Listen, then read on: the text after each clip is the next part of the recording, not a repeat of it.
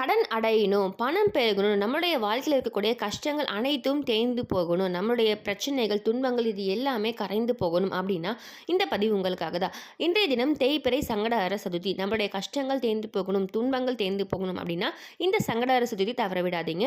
இன்று இரவு 12 மணிக்குள்ள இந்த ஒரு எளிய விஷயத்தை செஞ்சு பாருங்க.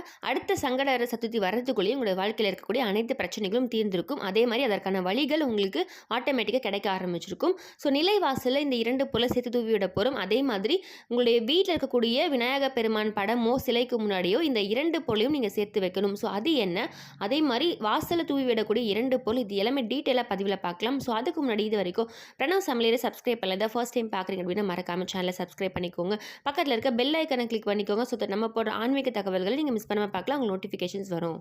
அதே மாதிரி நிறைய பேர் கேட்டிருந்தீங்க ஏன் வீடியோஸ் போடலை அப்படின்னு சொல்லிட்டு. எனக்கு வந்து வாய்ஸ் கொஞ்சம் கோல்டாக இருந்தது, வாய்ஸ் வந்து பேசவே முடியல, வரலை. ஸோ உங்களுக்கு கேட்கும்போது தெரிஞ்சிருக்கும். நிறைய பேர் வந்து உங்கள் வாய்ஸ் சூப்பர்னு சொல்லி நிறைய பேர் வந்து அதுக்கு வந்து ஃபேன்ஸ்ன்னு சொல்லியிருந்தீங்க. ஸோ உங்களுக்கே தெரிஞ்சிருக்கும் இப்போ எனக்கு அந்த வாய்ஸ்க்கே ஒரு ப்ராப்ளம் அப்படின்றதுனால நல்லா வீடியோ போட முடியல. இதுக்கப்புறமா வந்து கண்டினியூவாக வீடியோஸ் வரும். இப்போ இன்றைய தினம் சங்கடஹர சதுர்த்தி. சங்கடஹர சதுர்த்தி அப்படின்னாலே உங்களுக்கு தெரியும், சங்கடங்களே தீர்க்கும் ஒரு நாள். அந்த சதுர்த்தி அப்படின்றது சதுர்த்தி தேதியில் நிறைய இருக்குது. நம்ம வந்து வளர்பிறை தேய்பிறைன்னு சொல்லிட்டு வரும். அதில் நம்முடைய பிரச்சனைகள் தீரணும், கஷ்டங்கள் தீரணும். அந்த தேய்பிறை சங்கடஹர சதுர்த்தி நீங்கள் தவறாமல் ஒரு சில விஷயங்களை செஞ்சு பாருங்கள். ஒரு சில மாதங்களே உங்களுக்கு மாற்றம் தெரிய ஆரம்பிக்கும். ஸோ இன்றைய தினம் விரதம் இருந்து வழிபாடு செய்கிறவங்க ஒரு பக்கம் செய்யலாம். மாலை நேரத்தில் பார்த்தீங்கன்னா விநாயகருக்கு அபிஷேகங்கள், ஆராதனைகள் நடக்கும். அதில் போய் நிறைய பேர் கலந்துட்டுருப்பீங்க.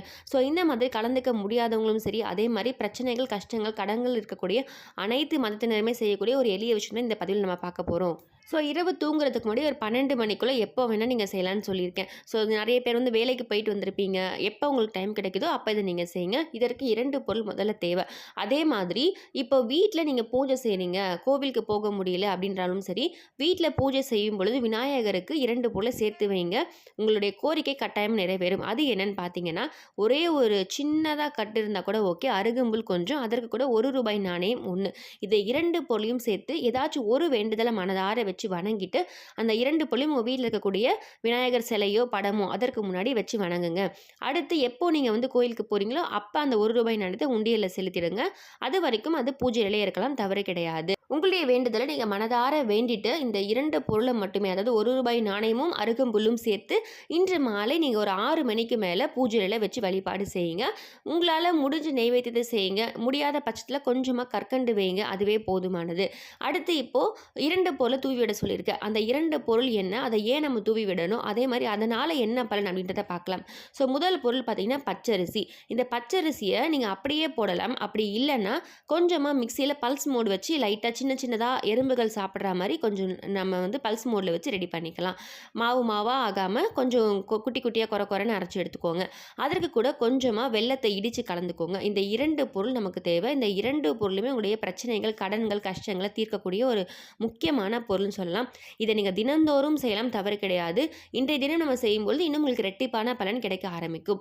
இந்த பச்சரிசியும் வெல்லமும் கலந்து வச்சுட்டு இதை நீங்கள் எங்கெல்லாம் வைக்கலாம் அப்படின்னு பார்க்கலாம் முதல்ல.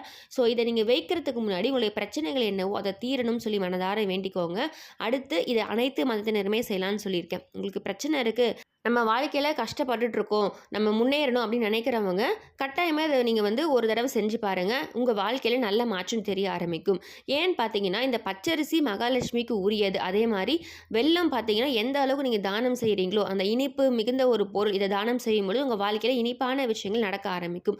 ஸோ இந்த 2 பொருளுக்கும் நிறைய பலன் இருக்குது. அதே மாதிரி கடன்களை அடைக்கிறதுக்கு உதவ ஆரம்பிக்கும். ஸோ நிறைய சொல்லியிருக்கேன் நான், சிறுபருப்பு வெல்லம் சேர்த்து நம்ம வந்து பசு மாற்றுக்கு தானம் கொடுக்க சொல்லியிருக்கேன். இது எல்லாமே உடைய கடன்கள், கர்ம வினைகளை குறைக்க ஆரம்பிக்கும். கர்மா இருந்தால் மட்டும்தான் நம்ம இந்த பிறவியில் கஷ்டப்பட்டுட்டு இருப்போம். ஸோ அது ஏதோ ஒரு பிறவியில் ஏதோ ஒரு பாவம் செஞ்சுருப்போம், அதோட கர்மாவே இன்னும் முடியாமல் அது இன்னும் கண்டினியூ ஆகிட்டு இருக்கும். ஸோ இந்த பிறவியில் நம்ம நல்லதான் எல்லாருக்கும் செஞ்சுட்ருக்கோம், ஆனாலும் நமக்கு ஏன் கஷ்டம் வருதுன்னா இந்த கர்மா இருந்தால் மட்டும்தான். அந்த கர்மா குறைஞ்சிருச்சு அப்படின்னா உங்களுக்கு வாழ்க்கையில் நல்லது நடக்க ஆரம்பிக்கும். இந்த கர்மாவினை எப்படி குறைக்க ஆரம்பிக்கலாம்னு பார்த்தீங்கன்னா இந்த மாதிரி தானங்கள் செய்யும்பொழுது தான். நீங்கள் மனிதர்களுக்கு ஒரு பல லட்சம் பேருக்கு சாப்பாடு வாங்கி கொடுத்தா எவ்வளோ ஒரு பலன் கிடைக்கும், அந்த ஒரு பலன் பார்த்தீங்கன்னா இந்த எறும்புகளுக்கு நீங்கள் தானம் செய்யும்பொழுது கிடைக்க ஆரம்பிக்குது. ஸோ அப்படிப்பட்ட ஒரு சக்தி வாய்ந்த ஒரு விஷயத்த நீங்க தினம்தோறும் செய்யலாம். தவறு கிடையாது. இரவு தூங்குறதுக்கு முன்னாடி தினம்தோறும் செஞ்சுட்டு பார்க்கலாம். இல்லன்னா வேலைக்கு போறீங்க, வெளிய கடைக்கு போறீங்க அப்படின்னா அந்த டைம்ல செய்யலாம். ஸோ உங்களுடைய விருப்பம் தான்.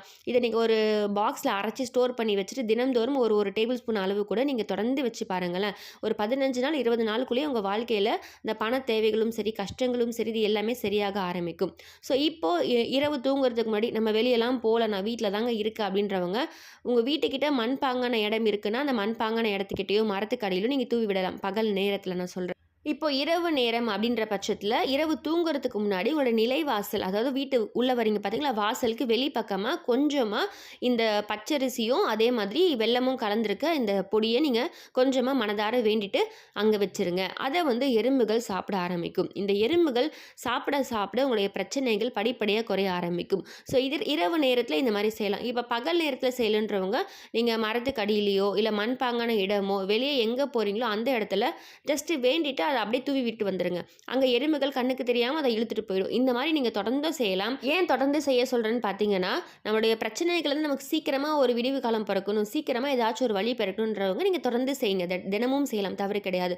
தானம் செய்றது நல்லது தான். தானத்திலே சிறந்த தானம் அன்னதானம் சொல்லுவோம். அந்த அன்னதானம் செய்யறப்ப உங்களுக்கு கிடைக்கக்கூடிய பலன் வேற எதுலயுமே கிடைக்காது. ஸோ அதனால இத அனைத்து மதத்தினருமே செய்யலாம்னு சொல்லியிருக்கேன். உங்களுடைய பிரச்சனைகள் கட்டாயமா தீரும். நம்பிக்கையோடு செய்யுங்க. முடிஞ்ச வரைக்கும் எந்த வகையில உங்களால தானம் செய்ய முடியுதோ, பறவைகளுக்கு, விலங்குகளுக்கு, மனிதர்களுக்கு, ஸோ எங்கெல்லாம் உங்களால முடியுமோ அந்த தானத்தை நீங்க செஞ்சுட்டே வாங்க. சீக்கிரமா உங்களுடைய கர்ம வினைகள் படிப்படியா குறைய ஆரம்பிச்சு உங்களுடைய பிரச்சனைகள் தீர ஆரம்பிக்கும். கடன் தொல்லையா இருக்கட்டும், குடும்பத்தில பிரச்சனைகள், வேற எந்த பிரச்சனைகளா இருந்தாலும் சரி, அது எல்லாமே சீக்கிரமா தீரும். நம்பிக்கையோடு செய்யுங்க. ஸோ இந்த 2 பொருள் சேர்த்து தூவி விடுறது கட்டாயமா உங்களுக்கு 100% பலன் குடுக்க ஆரம்பிக்கும். அதே மாதிரி பறவைகளுக்கு ஒரு கைப்பிடி பச்சரிசி தானமா வைக்கிறது, கோதுமை தானமா வைக்கிறது. ஸோ இந்த மாரியான விஷயங்கள் எல்லாமே உங்களால செய்ய முடியுன்ற பட்சத்தில அதையும் தொடர்ந்து செய்யுங்க. எந்த தானியம் வேணா நீங்க தானமா குடுக்கலாம். ஒவ்வொரு தானியத்துக்கும் ஒவ்வொரு பலன் இருக்கும். ஸோ அதனால கொஞ்சமா இனிப்பு பிஸ்கெட் இருக்கும் பாருங்க, சர்க்கரை போட்டு பிஸ்கெட் இருக்கும். அத வந்து 4 துண்டா உடைச்சு நீங்க போடலாம். ஸோ இந்த மாரி எத வேணா நீங்க செய்யலாம். ஆனா ஒவ்வொரு நாளும் ஒரு ஒரு தானம் நீங்க செய்றீங்க அப்படின்ற ஒரு பலன் இருக்கு பார்த்தீங்களா, அதற்கான பலன் உங்களுக்கு சீக்கிரமாவே தெரிய ஆரம்பிக்கும். நீங்க வந்து அப்படியே செஞ்சுட்டே வாங்க. தானம் செஞ்சுட்டே வாங்க. உங்க வாழ்க்கையில எப்படி அந்த மலை போல வந்த பிரச்சனை வந்து பனி போல விலகிடுச்சுன்னு சொல்லுவாங்க. அந்த மாதிரி உங்களுடைய வாழ்க்கையில இருக்கக்கூடிய பிரச்சனைகள் அப்படியே கண்ணுக்கு தெரியாம விலகிடும். ஸோ இந்த ஒரு எளிய விஷயத்தை இன்றைய தினம் செய்யுங்க. அதே மாரி முடிஞ்சவங்க தினம்தோறும் செய்யுங்க. குறிப்பா இப்ப நீங்க கோவிலுக்கு போறீங்க அப்படின்ற பட்சத்தில சிதறு தேங்காய் பரிகாரம்னு சொல்லுவோம் பார்த்தீங்களா? உங்களுடைய பிரச்சனைகள் இப்ப கடன் இருக்கு அப்படின்னா, அந்த கடன் தீரணும்னு சொல்லி வேண்டி சிதறு தேங்காய் விடுறது. கோவில் சுத்தி வந்து சிதறு தேங்காய் விடுவோம். ஸோ அதையும் நீங்க செய்யலாம். அத வந்து எந்த நாள்ல வேணா செய்யலாம், தவறு கிடையாது. இன்றைய தினம் நீங்க கோவிலுக்கு போறீங்கன்ற பட்சத்தில இன்றைய தினம் நீங்க செய்யலாம். இந்த சிதறு தேங்காய் விடுறது பார்த்தீங்கன்னா, ஒற்றை படையில வரா மாரி நீங்க சிதறு தேங்காய் உங்களால எவ்வளோ முடியுமோ அந்த மாரி வாங்கி விடலாம். இந்த சிதறு தேங்காய் எப்படி பொடி பொடியா உடையுது, அதே மாரி உங்களுடைய பிரச்சனைகள் அந்த பொடி பொடியா உடைஞ்சு போயிடும்னு சொல்லுவாங்க. ஸோ இதையும் நீங்க உங்களால எப்ப முடியுமோ வாய்ப்பு இருக்கவங்க இந்த ஒரு பரிகாரத்தையும் செஞ்சு பாருங்க. அடுத்து நீங்க உங்களுடைய வேலைய தொடர்ந்து செய்யுங்க. சும்மாவே நம்ம இருந்தோம்னா கண்டிப்பா அதில எந்த ஒரு முன்னேற்றமும் வராது. இத செஞ்சுட்டு இதற்கு கூட உங்களுடைய உழைப்பையும் போடுங்க. அதில 100% உங்களுக்கு வெற்றி கிடைக்க ஆரம்பிக்கும். ஸோ இந்த பதிவு கண்டிப்பா உங்களுக்கு யூஸ்ஃபுல்லா இருக்கும்னு நினைக்கிறேன். இந்த பதிவு பிடிச்சிருக்கு அப்படின்னா மறக்காம பிரணவ சமையலறை சப்ஸ்கிரைப் பண்ணிக்கோங்க. பக்கத்தில இருக்க பெல் ஐக்கான கிளிக் பண்ணிக்கோங்க. ஸோ தட் நம்ம போடுற ஆன்மீக தகவல்களை நீங்க மிஸ் பண்ணாம பார்க்கலாம். உங்களுக்கு நோட்டிஃபிகேஷன்ஸ் வரும். மீண்டும் இன்னொரு நல்ல பதிவில உங்கள சந்திக்கிறேன். நன்றி.